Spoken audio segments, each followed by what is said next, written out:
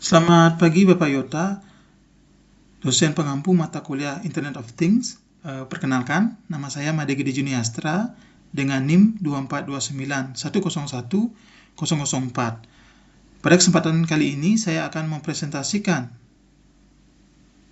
tentang implementasi Internet of Things dalam smart farming sebagai pemenuhan tugas mata kuliah Internet of Things.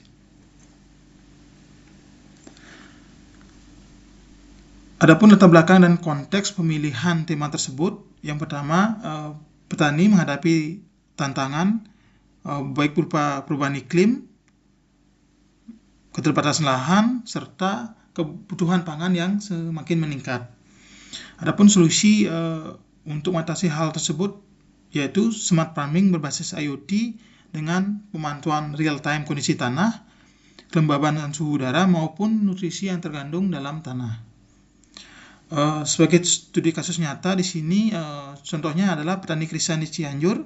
Di sini petani krisan Cianjur memanfaatkan IoT untuk membuat sistem irigasi otomatis, kemudian pemanfaatan sensor-sensor tanah untuk memonitor kondisi tanah dan juga membangun layanan internet untuk sebagai konektivitas. Ini merupakan dukungan dari pemerintah dalam hal ini Kominfo dan Kementan. Yang berikutnya, contoh lainnya adalah smart farming di Garut.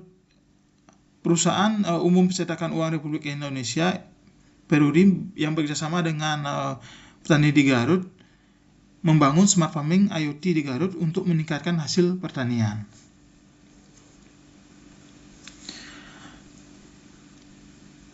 Arsitektur dan desain sistem IoT untuk smart farming pada umumnya sebagai berikut. Yang pertama itu adalah sensor layer. Di sini fungsinya adalah mengumpulkan data real time. Sebagai contoh, soil moisture sensor fungsinya untuk mengumpulkan data kelembaban tanah. Ada juga sensor untuk mengukur suhu dan kelembaban udara, kemudian sensor pH tanah. Kemudian juga ada juga pemanfaatan drone atau kamera tanam untuk memonitor kondisi tanaman secara real time. Selanjutnya adalah communication layer. Di sini tentunya dengan pemanfaatan IoT tidak terlepas dari konektivitas internet. Di sini sebagai contoh penggunaan LoRaWAN, kemudian jaringan Wi-Fi, kemudian jaringan GSM 4G maupun yang terkini 5G. Kemudian masuk ke gateway edge. Di sini perangkat kecil microcontroller, misalnya ESP32 maupun Raspberry Pi. Itu fungsinya untuk melakukan data processing atau pengolahan data sebelum dikirim ke cloud. Selanjutnya adalah cloud platform. Nah, di sini fungsinya adalah menyimpan dan menganalisis data. Dalam beberapa kasus juga memanfaatkan teknologi AI atau artificial intelligence maupun machine learning untuk melakukan prediksi. Selanjutnya, layer terakhir adalah application layer. Di sini fungsinya adalah menampilkan data kepada petani, bisa melalui dashboard aplikasi, dan dalam hal ini application layer juga memberikan bentuk notifikasi dan rekomendasi kepada petani. Berikutnya adalah integrasi dengan teknologi terkini.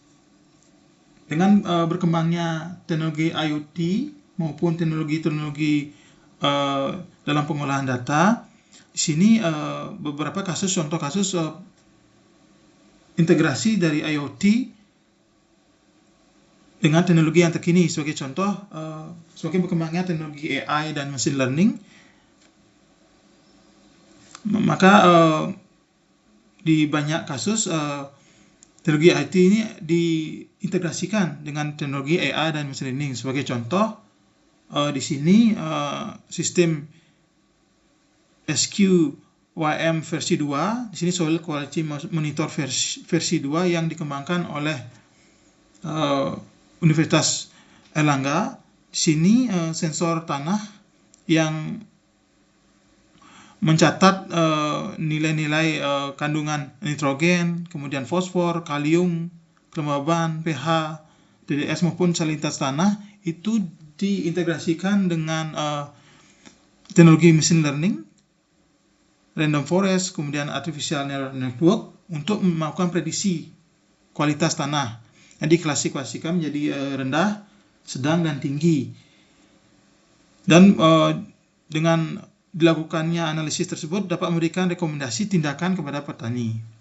Kemudian selanjutnya seperti yang saya utarakan sebelumnya, pemanfaatan big data dan cloud. Di sini sebagai contoh sistem simetris hortikultura yang dimiliki oleh Kementan itu mengintegrasikan IoT dengan data science untuk melakukan pemantauan realisasi tanam dan produksi hortikultura secara nasional. Jadi secara nasional, sehingga data yang diolah adalah cukup besar, sehingga di sini pemanfaatan big data dan cloud semakin nyata pada teknologi IoT.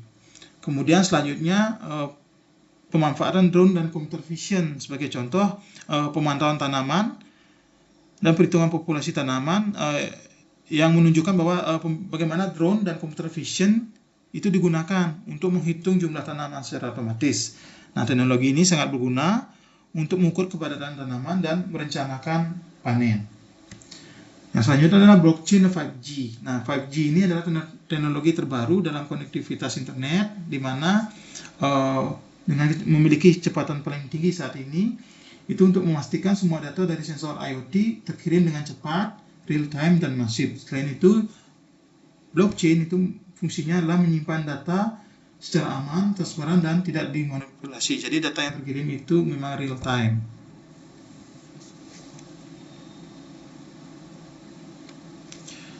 Kemudian selanjutnya analisis kritis. Di sini bisa kita analisis kelebihan dalam IoT dan smart farming ini. Yang pertama itu efisiensi air dan pupuk. Sebagai contoh, pemanfaatan IoT di Gunung Kidul dengan irigasi kabut hemat air. Jadi tidak mengguyur air secara total, namun dibuat semacam kabut sehingga dapat menghemat air.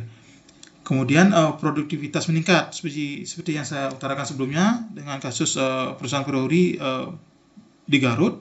Kemudian pemantauan real time dengan web asimetris yang dimiliki oleh Kementan.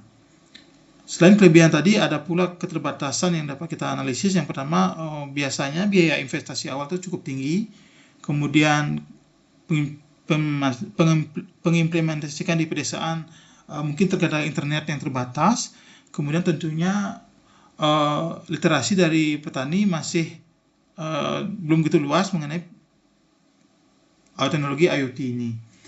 Kemudian arah perkembangan selanjutnya yaitu perangkat hemat energi. Dalam hal ini dengan keterbatasan mungkin infrastruktur kelistrikan di suatu tempat atau remote area, maka pemanfaatan hemat energi solar powered IoT, artinya IoT yang berbasis yang ditenagai oleh solar panel atau panel surya, itu akan semakin meluas. Kemudian pemanfaatan tentunya teknologi artificial intelligence akan semakin luas. Semakin berkembangnya teknologi AI sendiri akan semakin banyak diadopsi dalam teknologi IoT. Selain itu, terakhir adalah dukungan kebijakan dari pemerintah dan tentunya harus ada pelatihan dari petani tentang teknologi IoT ini. Terakhir, kesimpulan dan refleksi. Di sini tentunya dengan pengadopsian IoT di pertanian, dalam hal ini smart farming, itu merupakan kunci menuju pertanian yang cerdas, efisien, dan berkelanjutan. Contoh kasusnya yang sudah diutarakan sebelumnya, misalnya di Cianjur, di Garut, maupun di Gunung Kidul, merupakan bukti nyata dari adopsi IoT dapat meningkatkan kualitas maupun kuantitas hasil dari pertanian. Untuk refleksinya, di sini IoT bukan hanya teknologi tapi juga ekosistem. Jadi ada beberapa aspek yang saling berkolaborasi dan saling bekerjasama dalam mensukseskan adopsi dari teknologi IoT ke dunia pertanian, terutama dalam smart farming ini. Yang pertama itu adalah tentunya dari sisi petaninya, kita perlu melakukan pendampingan baik dari segi pelatihan, kemudian maupun edukasi tentang teknologi IoT sendiri. Kemudian tentunya yang tidak kalah penting karena sistem IoT tidak terlepas dari jaringan koneksi internet, maka infrastruktur internet di lokasi penerapan IoT itu harus dibangun. Jadi memang tidak terlepas dari infrastruktur internet. Yang terakhir itu tentunya adanya dukungan dari kebijakan pemerintah akan baik dari segi menstimulasi dengan program-program pemanfaatan IoT maupun peraturan-peraturan yang memudahkan atau mempercepat adopsi teknologi IoT dalam bidang pertanian, khususnya smart farming. Baik, mungkin demikian presentasi saya mengenai implementasi IoT dalam smart farming. Mohon maaf jika masih banyak kekurangan. Demikian, terima kasih.